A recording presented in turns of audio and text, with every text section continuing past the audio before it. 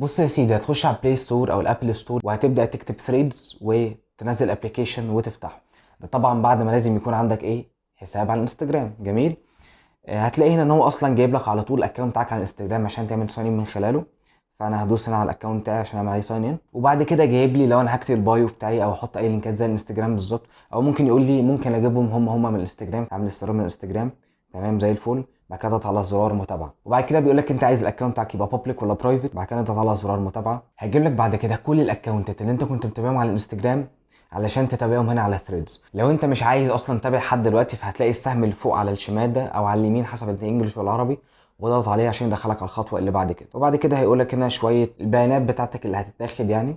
لو انت موافق عليها فتمام، هتضغط على انضمام الى ثريدز. دي الصوره الواجهه اللي بتظهر قدامك اول ما تفتح الابلكيشن. فمثلا الوكيل ده يعني الراجل ده كويس وانا بحبه، فمثلا انا عايز اعمل له فولو، فهتلاقي في علامه الزائد اللي على الصوره بتاعته، تضغط عليها وتقول له مثلا متابعه. انا كده عملت متابعه للشخص ده.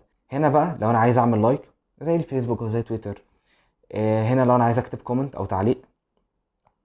بعد كده الحته شويه المختلفه، لو انت ما استخدمتش قبل كده تويتر او هتلاقي حته مختلفه عندك شويه، الحته بتاعت السهمين اللي فوق بعض دول، تضغط عليها هتلاقي في حاجه اسمها اعاده نشر. لما تضغط على اعاده نشر دي، فهيقوم مشير نفس البوست ده عندك على صفحتك انت. جميل. اقتباس، هيقوم مشير نفس البوست برضو، بس هيسيب لك مكان فيه فوق كده، بص بالمنظر ده، لو انت عايز تكتب كلام فوق قبل ما تشير البوست ده. جميل. بس اخر حاجه هنا لو انت عايز تشيرها الستوري ليك انت، أو لو هتنزلها على الانستجرام هي، او لو عايز تعمل لها كوبي. جميل كده، كوبي لللينك بتاعها وتشيره في مكان تاني. بعد كده عندك السيرش ده، فانت هتخش هنا وتسيرش على الناس اللي انت عايزها ايا كان. جميل، اكونتات يعني. الزرار اللي في النص ده لو انت عايز تعمل تويت اصلا، فخلينا مثلا نجرب نعمل او ثريد بقى، ثريد تمام كتبناه، بعد كده نضغط على زرار نشر. جميل.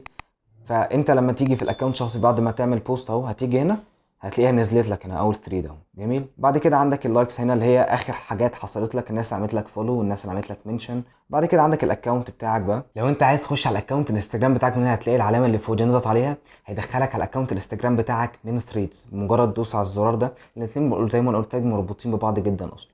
في عندك الشرط اللي فوق دي هتدخلك بقى لو انت عايز تغير اللغه، لو انت عايز تغير حاجات في الاكونت بتاعك في البرايفسي، الكلام ده كله هتعملها من هنا. بس لاخر حاجه بقى لو انت عايز تعدل حاجات في البروفايل بتاعك، هتضغط على تعديل ملف الشخصي.